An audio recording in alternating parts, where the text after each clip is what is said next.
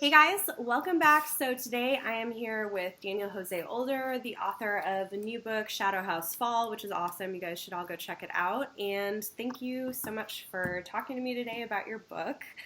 Um, My pleasure. It's great to be here.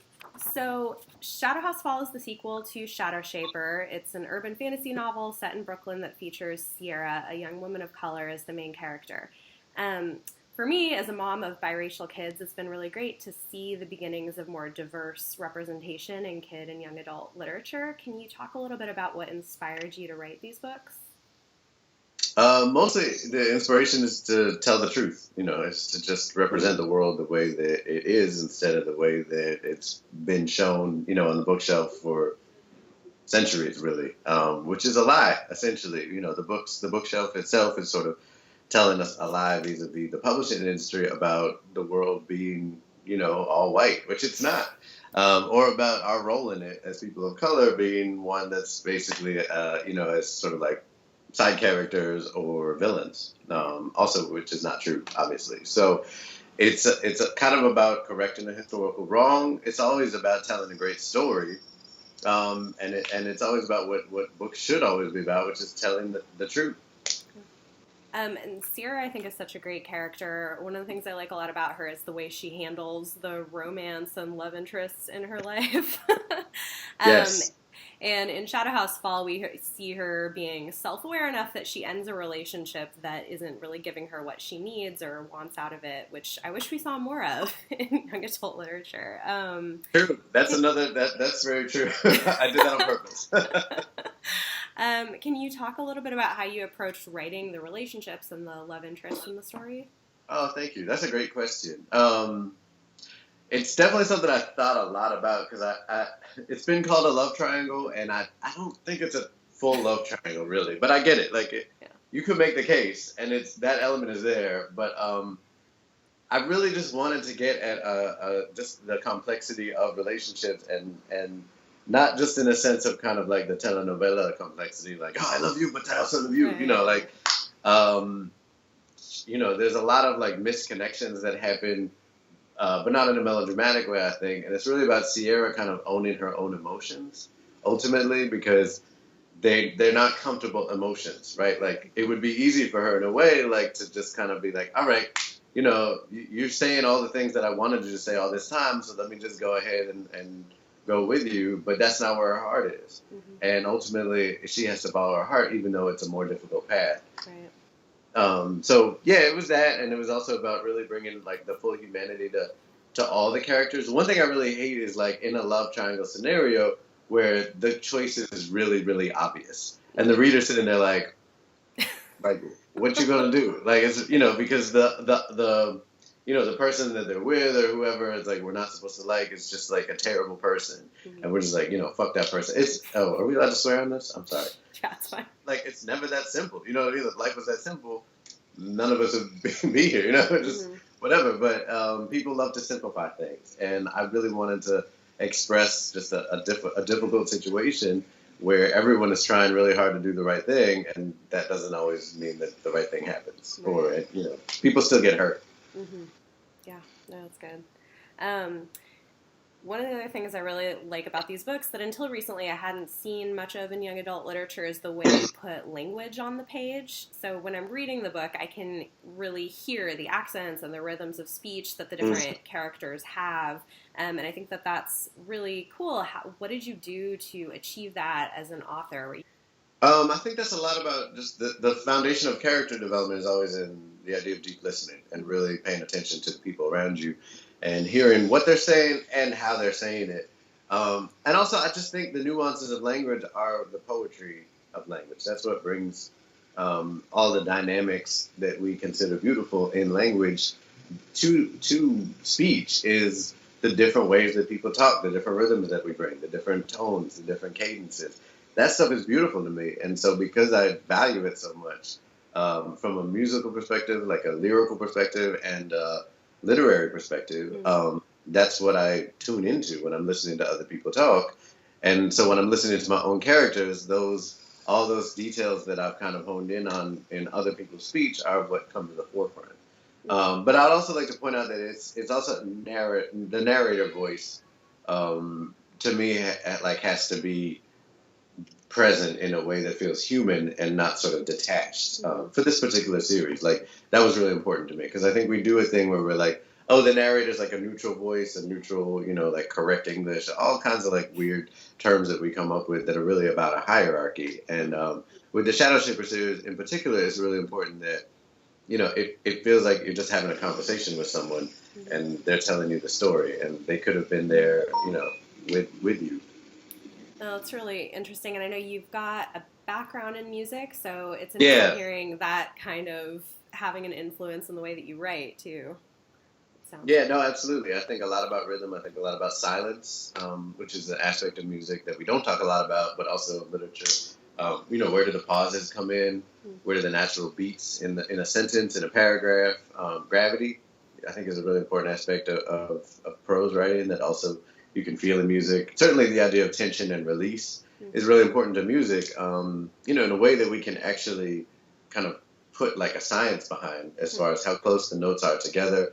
And how far apart they become, and then what it feels like when they fall back to the one. Those are all very, commonly discussed musical principles that we don't always get as deep into when we talk about prose, but are certainly present when you read, a paragraph that really pulls you along and then drops you off somewhere. You can feel it, but there aren't as clear kind of parameters around what that means with words.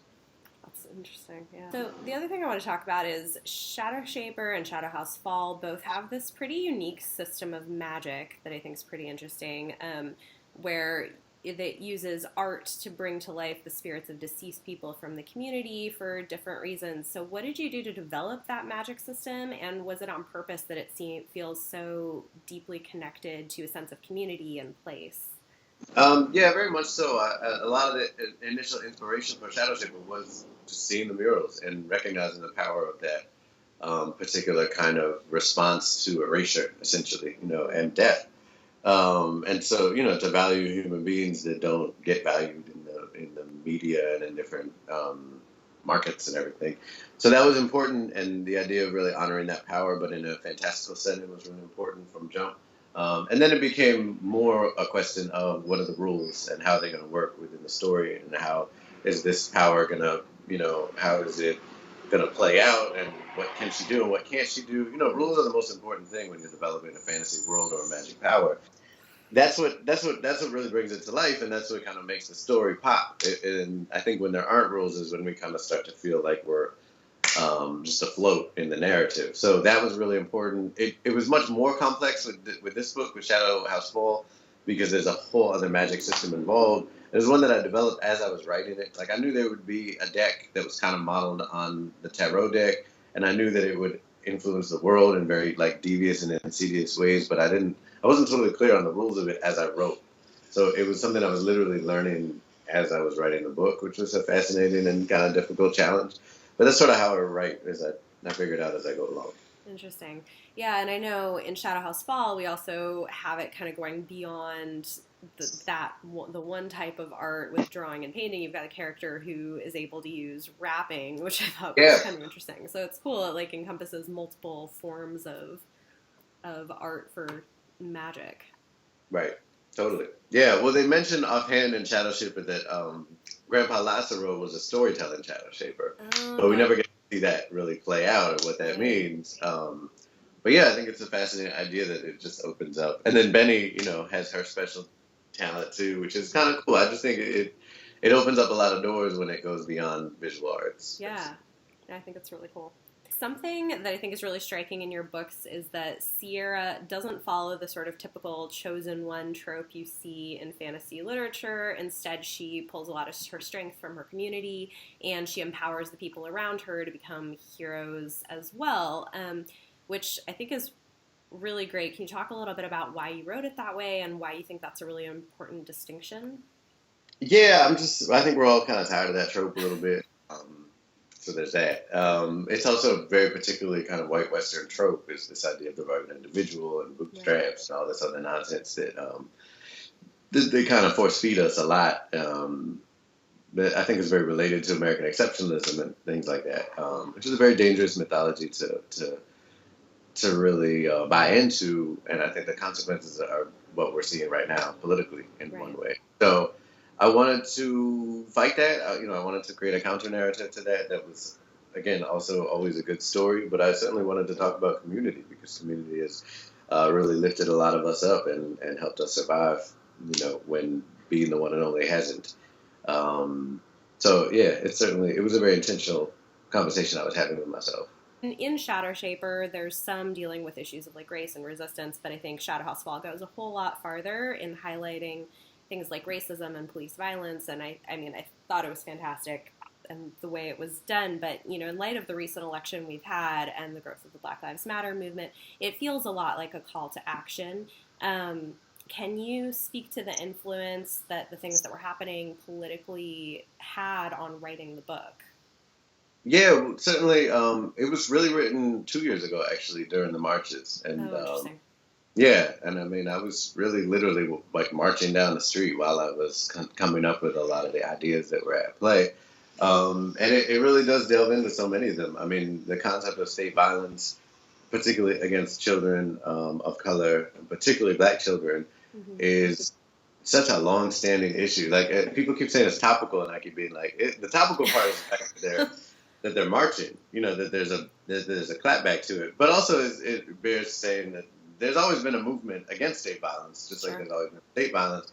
It just hasn't blown up to the degree that it has, which is a really amazing thing to be a part of and bear witness to.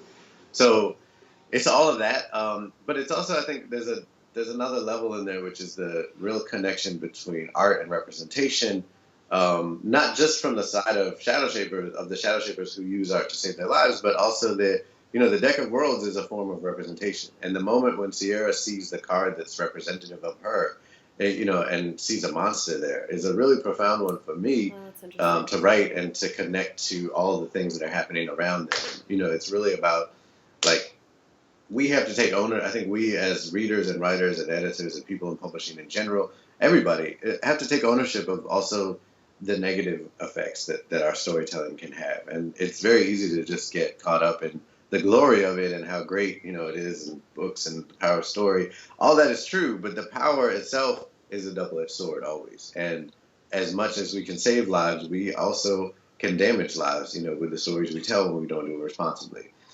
This is like a basic fact, but it gets really railroaded as soon as we get into the conversation, and suddenly it's about censorship and all these other things that it's really not about. I think we need to talk about that. We need to be real about that the consequences of our actions are very, very real, particularly for children of color, who, that's what they've had, and that's what we had when we were their age, is negative representation over and over and over again. That matters. That affects people. You don't even need a study to tell you that. It's just true.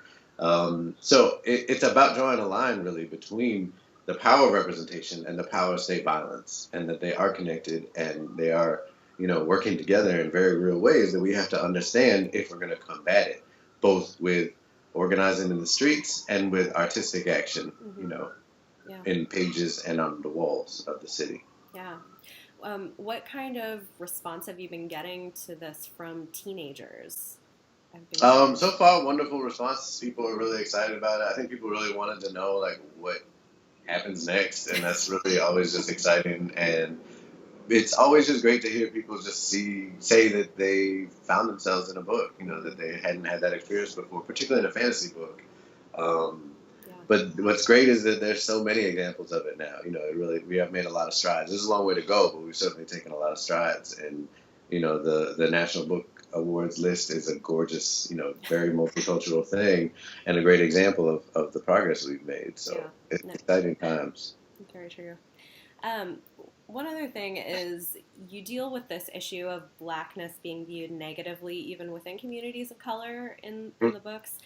Sierra's got an aunt who's opposed to her dating anyone with really dark skin. I know personally I've had experiences with people sort of fawning over my younger son because he's got light eyes and lighter skin than his brother, and drives me crazy. Yeah, of course.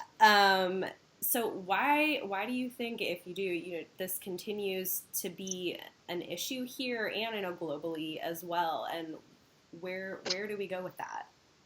It is very much a global issue, because certainly one of the most common piece of feedback that I get is on that particular character, Tia Rosa, and the actual word by word things that she says are things that people say all over the world. I didn't write it knowing that, actually. I mean, I knew anti-blackness was global. I didn't realize the specificity of some of the phrases that she uses are really things that people in Asia, in Africa, just all over the world hear and say to each other in all seriousness. And that is terrifying in its own right. The reason it still exists is because whiteness thrives on anti-blackness. That's what allows, power to exist, because other people are disempowered. So there's a vested interest in continuing that legacy and not talking about it, which is how we continue it. And so that people can continue to derive privilege from other people's lack of privilege. So, again, we live in a time where there's really powerful movements against anti-blackness in a way that we haven't seen in the past generation to this degree. So that's amazing and exciting, and I hope the book is a part of that in a lot of ways. Yeah. But for that to happen, it requires us to call it out, on all sides of the spectrum.